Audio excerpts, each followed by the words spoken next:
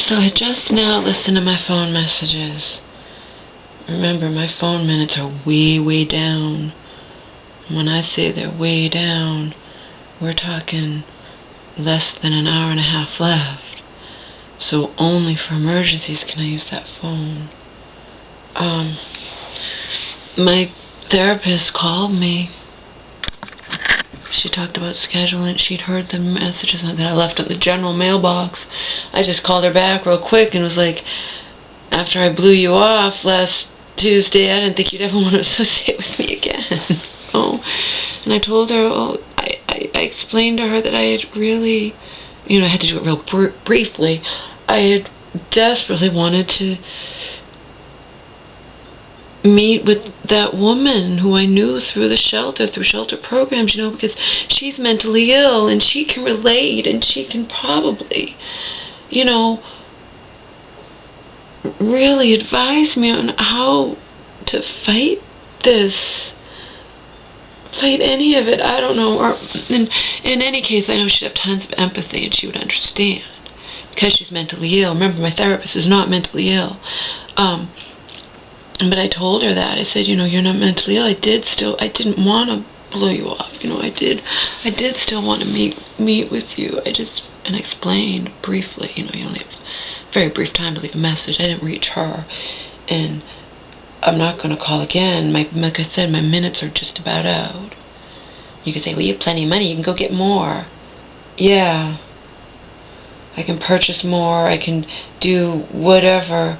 It's not my top priority, Like I said, I was only using that fucking phone. I used up a lot of my minutes calling my mom to yell at her, and that was just, it was just stupid and futile. That's why I didn't even bring my phone back. I didn't have my phone with me. I didn't call my mom and tell her I was coming Monday. I knocked on her door at midnight. Okay? I had no way to call her. I didn't have my phone with me. I left it here when I was here last Friday. And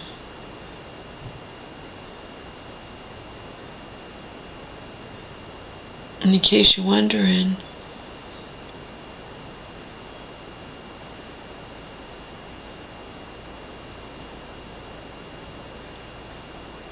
I am sitting here filled with dread, filled with paranoia.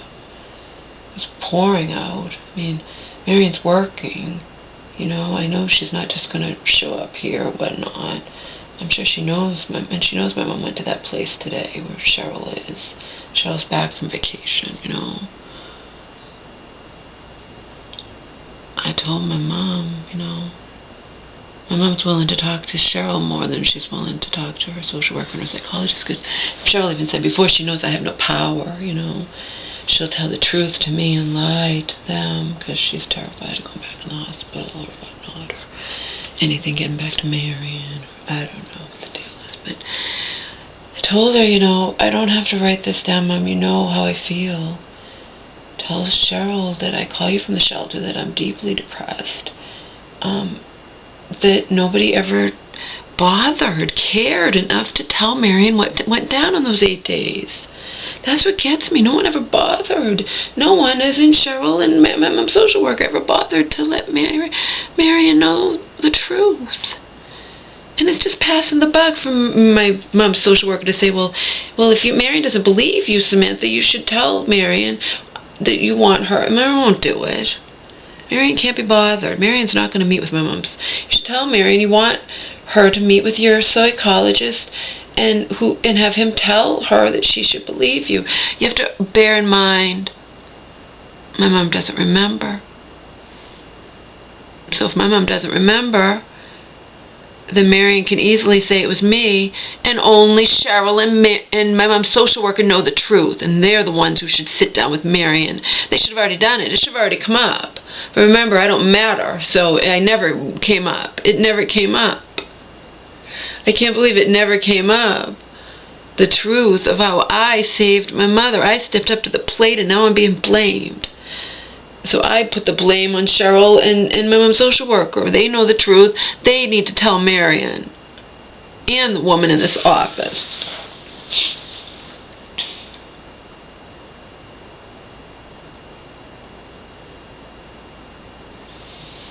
I'm taking what my mom's offering me, but it's still crumbs, because when I'm here on the fly, I'm going to be scared all the time.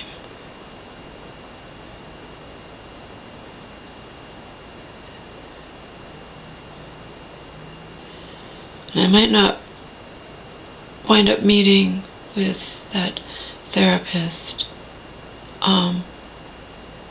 I told her I was going to go back to the shelter next Friday, and maybe the following, Monday or Tuesday we could meet. But remember, I'm still trying to get a flight to LA.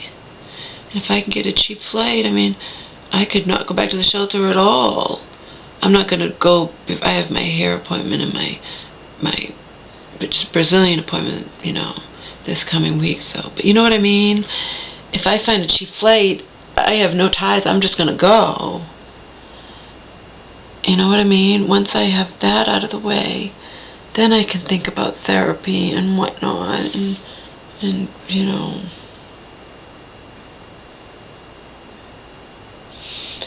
But obviously, if I had a mini breakdown right there in the place, even if she couldn't help me at all, even if she didn't have any advice for me, she has such empathy, and she's meant, you know what I mean?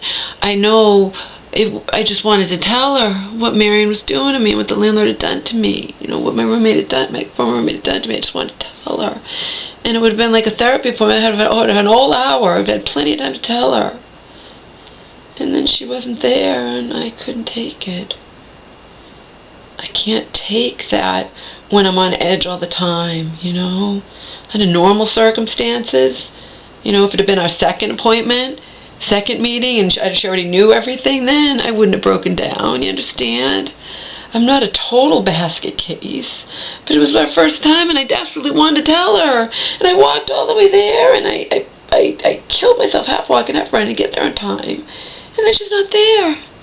And it was too huge of a disappointment when I'm barely hanging on, Like I said, it wouldn't be like that if it was the second time. She knew everything, and it was our second time meeting.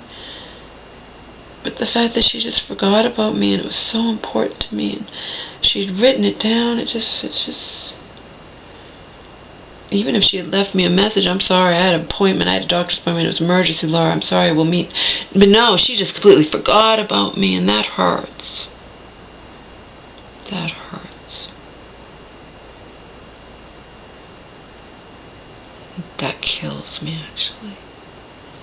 And she's not like that. And like I said, it wasn't intentional. It just doesn't matter, because I can't deal with that.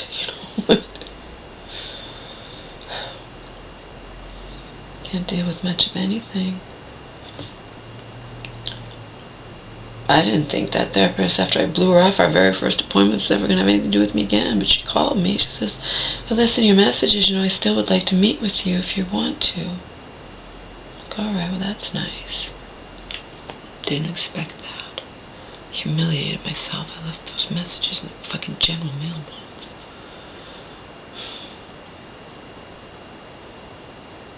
Because now I have her private numbers. That's good.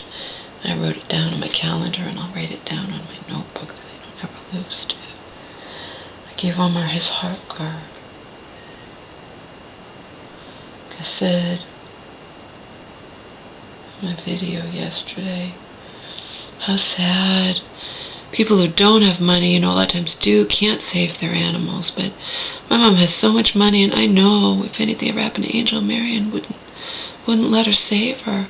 The proof was in when my mom was so upset. All the dog woman was saying was Angel had to have an x-ray or blah, blah, blah, whatever. My mom was in the hospital and misconstrued the whole thing, thought Angel had to have an operation, even told me. I'm like, what do you mean Angel has to have an operation, blah, blah. So she said the same thing to Marion, and Marion freaked out. Those cost $1,700. Samantha, dogs, once they get older, are not going to last forever. Fuck you, you bitch. Dog woman is poor. I'm talking poor. When I tell you she's poor, she's poor. She scrounged up, who knows how she did it, maybe she put it on credit cards, whatever, $4,000 to try to save her beloved dog, and the dog died anyway. But that's what you do when you love your pet, And the fact that my mom wouldn't be able to save her dog if it came down to that, because Marion won't let her, even though my mom's, relatively rich, it makes me ill.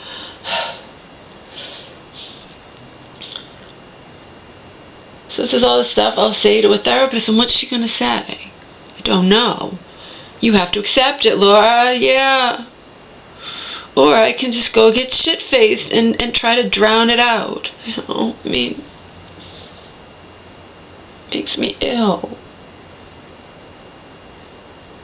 And you could say, well, it hasn't happened, it might never happen. It doesn't matter. Just the fact that Marion did that, just the fact that she would do that to my mother. But you know, Samantha, you have animals that get older, they're not going to last forever, and that's $1,700, freaking out. Yeah. It's $1,700. You put $53,000 into your pocket, and my mom, you're holding on for my mom, but of course, you're banking on my mom, you know, whatever, you know, that $1,700, yeah, my mom's rich. She has close to 60, you fucking cheap bitch cunt. And people who aren't rich try to save their dog. I don't know what I would do if anything happened to Omar. I don't have any money. Maybe I could beg on the TV like that guy. You know, he only needed 20. The poor dog got hit by a plow in all 4 limbs, and he would have had to put the dog to sleep, but they didn't. He only needed 20, and they raised 50. Maybe I would do that, you know. Please save my dog.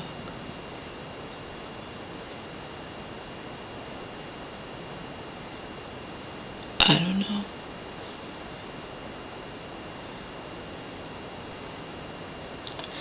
This new, I won't call him a fan, but new follower of mine. You're hot. You should smile more. Why don't you give me something to smile about? I'm not saying to you, I'm saying to the universe, you know. Give me something to smile about. I had my pictures I showed you. I had grabbed those last Friday. Remember, I had every intention in the world of keeping my therapy appointment this Tuesday. I wasn't expecting, it never crossed my mind that woman wouldn't be there Monday. It just didn't cross my mind. She told me that was in a meeting she had to go to that day, and it never crossed my mind, but I was going to show her the pictures and my original poetry, and I was going to show my therapist the pictures of my original poetry and say what I said to you guys, you know. I don't understand how come I can write like this, yet I'm total shit in this life. I don't understand how I can write like this, yet I'm treated by people like I'm total shit, by certain people, you know. I don't understand.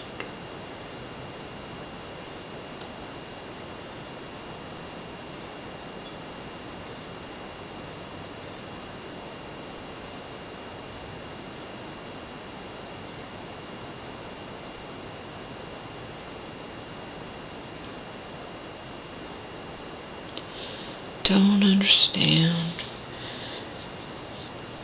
But these videos, since I can't put them on any hard drive, you know. This is just about out. I'll have to buy another one at Best Buy. They're a hell of a lot cheaper. You know, these camera memory things, which they have on sale. And I'll file this one away. Remember, I want to save all my videos. When I don't have access to a home computer, I can't save them. But I have money, so I'll just buy another. This is I think 32 gigabytes, I think. So it held a load of videos. I'll buy another one like that. I got it real cheap. Really cheap. It's just a chance. It may not be really cheap again, but you never know. Best Buy has sales all the time.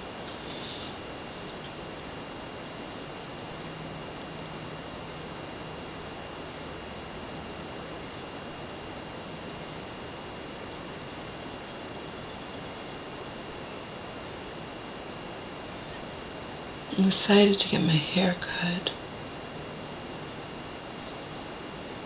I don't need to get a Brazilian, I just want to. It's been months and months. And once you do that, you don't shave, otherwise it ruins all the previous things. So they don't, you know, she told me it doesn't matter how long, you know, the hair is. So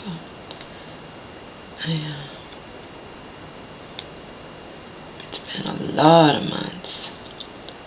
It's just something I want to do, you know. Between the hair, I mean, what I would have paid for a hotel if I had stayed at a hotel this past Monday instead of coming to Mom's. You know, I didn't get the hotel, didn't go out. I wouldn't have gone out, it was too late, but it was a Monday night. But, you know, I didn't pay for a hotel, and that'll pay for my Brazilian and my haircut.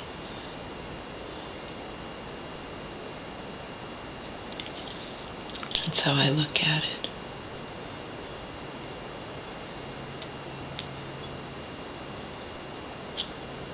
It makes me a lot happier to have come here to my mom's and stayed over and been able to create videos and whatnot than to go to a fucking hotel and pay over $100.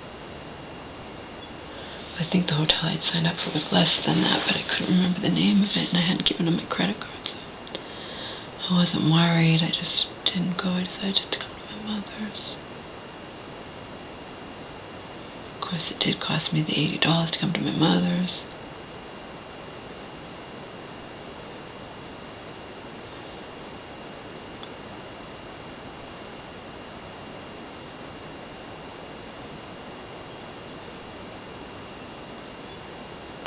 Didn't even want to deal with.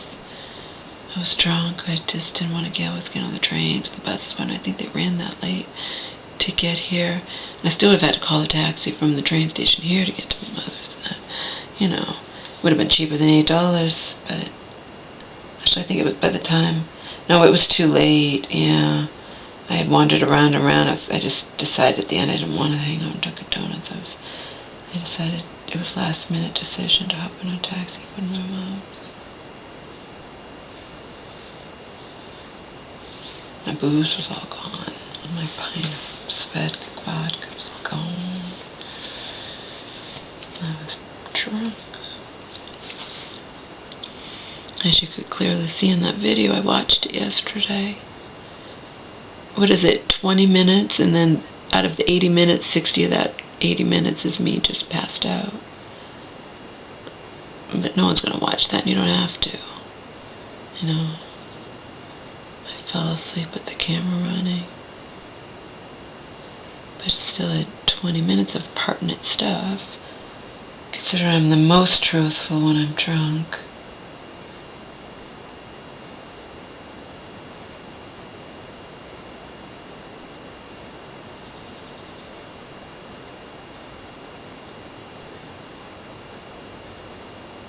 Anyway, that's it. I have to pee-pee. I think I'll go watch her. Try to anyway.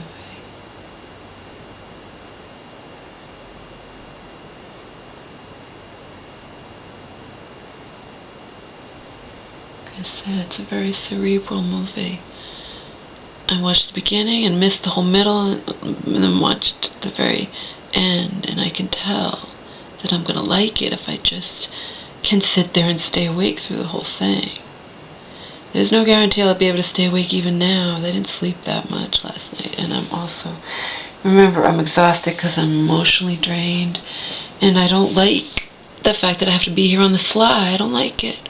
I told my mom, one of my YouTube friends, I also told my mom it's really much more likely that Marion might find out about my YouTube channel because now I've taken all my videos off private, and it shows that I have 4,300 videos, and it shows that I have 250,000 video views, lifetime video views, you know what I mean? So somebody, Marion, her family or whatnot knows, friends, family, whatever, could find out.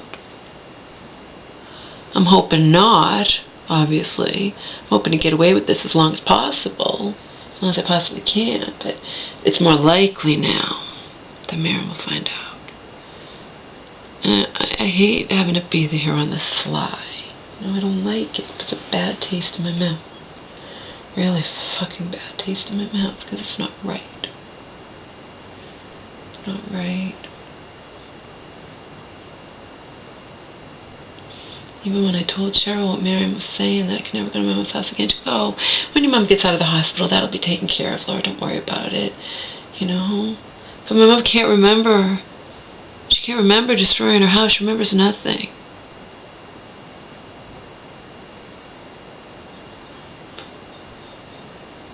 She remembers nothing, and I can't get the trauma out of my head.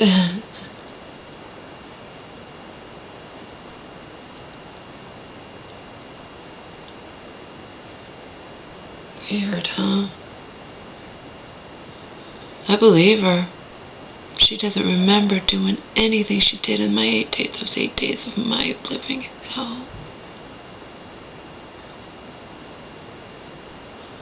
I remember it all. I remember I documented it in videos. I documented it in emails I was sending out to Joe every day, and to that guy she met in the nut house, and some of them to Dog Woman. Documented every little thing. I called Cheryl every day, kept begging her. I'm like, what am I supposed to do? You know, I'm not going to call the cops again. They blew me off once, and, you know, fool me once, shame on you. Fool me twice, shame on me. I was not going to call the cops, and Cheryl knew I wouldn't. After they blew me off that first time, no fucking way. After her my psychologist had blown me off, you know, no fucking way was I going to call the cops. But I was losing my mind, slowly, and Cheryl knew I was. So she finally convinced the social worker to come over here. And lo and behold, Laura was telling the truth, and they got my mom the help that she needed. All thanks to me, and now I'm being blamed by Marion, who gets away with murder. Figuratively speaking, she does. When it comes to me, and this isn't the first time this has happened, it's just the worst, she gets away with fucking murder, and I'm sick of it!